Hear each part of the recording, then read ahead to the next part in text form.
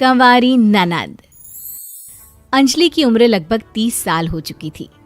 वो एक स्कूल में टीचर की जॉब करती थी। अंजलि के घर में उसकी माँ के अलावा उसका छोटा भाई और भाभी भी रहा करते थे। 30 साल की उम्र होने के बाद भी अंजलि की अब तक शादी नहीं हुई थी। इस बात को लेकर अंजलि की माँ रुक्मिणी देवी काफी परेशान रहा करती थी। माँ, मैं स्कूल जा रही हूँ, जरा मेरा टिफिन तो दे दीजिए। अब क्या पूरी जिंदगी मैं तुझे टिफिन बनाकर देती रहूंगी? अरे कुछ सोचा भी अपने बारे में या बस ऐसे ही? क्या माँ, सुबह सुबह फिर वही बातें लेकर बैठ गई। माँ गलत क्या कह रही है अंजलि दीदी? इतनी उम्र हो चुकी है आपकी, माँ कब तक आपकी सेवा करती रहेंगी? भाभी, मैंने माँ को कब कहा कि मेरी सेवा करो? वैसे भी अपना टिफिन मैं खुद तैयार कर लेती हूँ, बस टेबल से उठाकर देने को ही तो कहा था। वैसे अंजलि दीदी, देखा जाए तो टिफिन उठाकर देने की उम्र तो आपकी है। आपका अपना घर परिवार बच्चे होते तो ये जिम्मेदारी आज आप पूरी कर रही होती। एक बात मेरी समझ में नहीं आती, अगर मेरी शादी नहीं हुई तो इसमें मेरी क्या गलती है और तुम सब लोग मेरे पीछे क्यों पड़े रहते हो? अरे कुछ कहना क्या पीछे पड़े रहना होता है? अपने छोटे भाई को देख, तुझसे 3 साल छोटा है लेकिन 2 बच्चे खेल रहे हैं आंगन में। मुझे आप लोगों की कोई बात नहीं सुननी, जा रही हूँ मैं। और आप में से किसी को मेरा कोई काम करने की जरूरत नहीं है, मैं खुद संभाल लूंगी। इतना कहकर अंजलि वहां से चली जाती है। शाम को जब अंजलि अपने स्कूल से लौटकर घर वापस आती है तो उसने देखा कि पड़ोस वाली निर्मला चाची वहां पर बैठी हुई थी। क्या बात है अंजलि बिटिया, नौकरी करके वापस आ गई? जी चाची जी, कैसी हैं आप?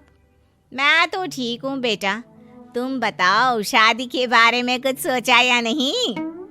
अरे रहने दीजिए ना, इससे तो शादी की बात करना ही बेकार है। कुछ भी कहो तो गुस्सा करती है, बात बात पर आंखें दिखाती है। माँ, आप ऐसा क्यों कह रही है? मैंने कब आप पर गुस्सा किया?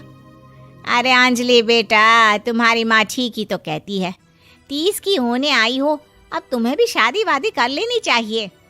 चाची जी, आप तो ऐसे कह रही हैं जैसे शादी करने से मैंने मना किया हो। रहने दीजिए निर्मला चाची, हमारी अंजलि दीदी को अभी तक उनकी पसंद का दूल्हा नहीं मिला ना, इसीलिए वो शादी नहीं कर रही। भाभी, ऐसी कोई बात नहीं है। अरे तो फिर क्या बात है? तुम्हारी माँ ने तुम्हारे लिए इतने रिश्ते ढूंढे लेकिन तुम्हें कोई पसंद ही नहीं आता।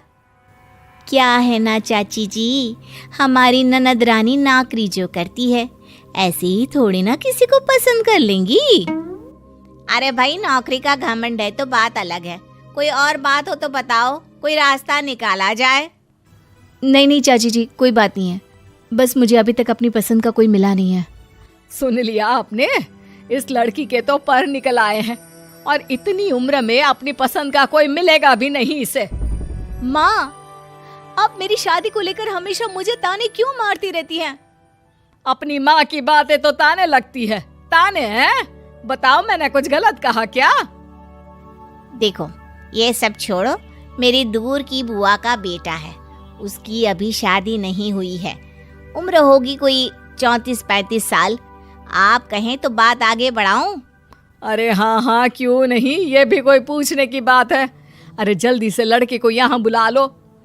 माँ, आप मुझसे पूछे बिना मेरी शादी की बात करने जा रही हैं और मेरी उम्र 30 भी पूरी नहीं हुई है। निर्मला चाची कह रही है कि वो लड़का 35 साल का है। अंजलि दीदी, आपको क्या लगता है इस उम्र में कोई फिल्म का हीरो आएगा आपके लिए?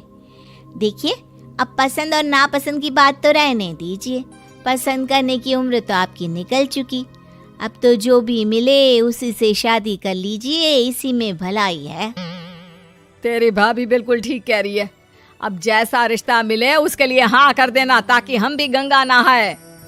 ठीक है, चलिए मैं उस लड़के को कहती हूँ, वो कल ही अंजलि को देखने आ जाएगा। अगले दिन निर्मला चाची के दूर का रिश्तेदार अंजलि को देखने उसके घर आता है। उसका नाम था अजय। अंजलि जी, तो आप नौकरी करती हैं, वो भी स्कूल में? जी हाँ, मैं स्कूल में टीचर हूँ। हमारी बेटी बहुत होशियार है। अरे पढ़ने लिखने में इतनी होशियार है, इसीलिए तो इसकी नौकरी लगी है स्कूल में।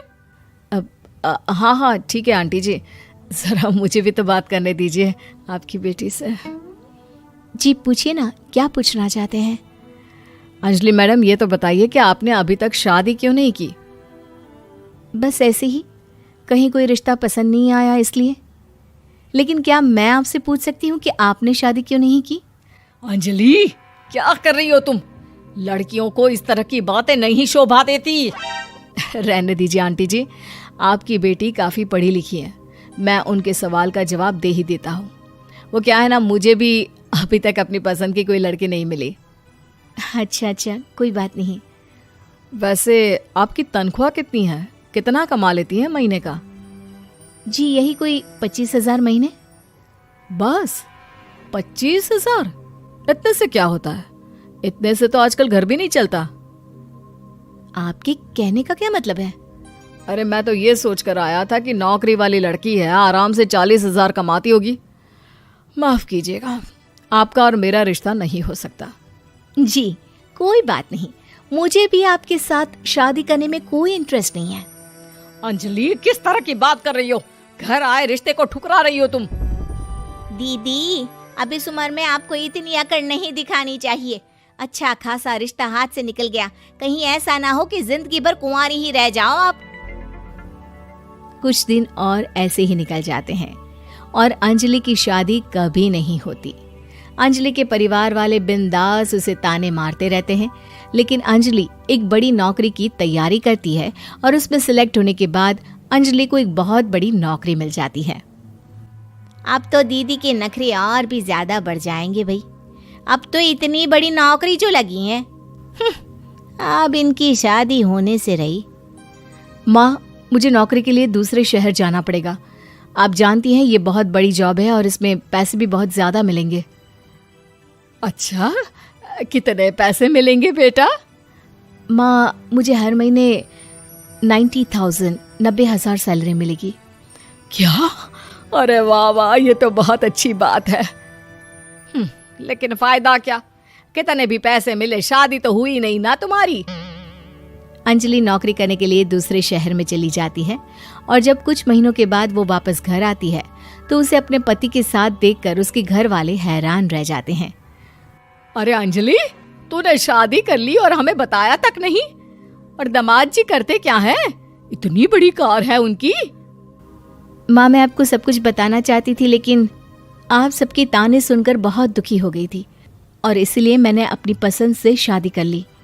मेरे पति मेरे साथ ही ऑफिस में नौकरी करते हैं और बहुत बड़े अफसर हैं। और एक बात बताऊं माँ, आज मैं बहुत खुश हूँ।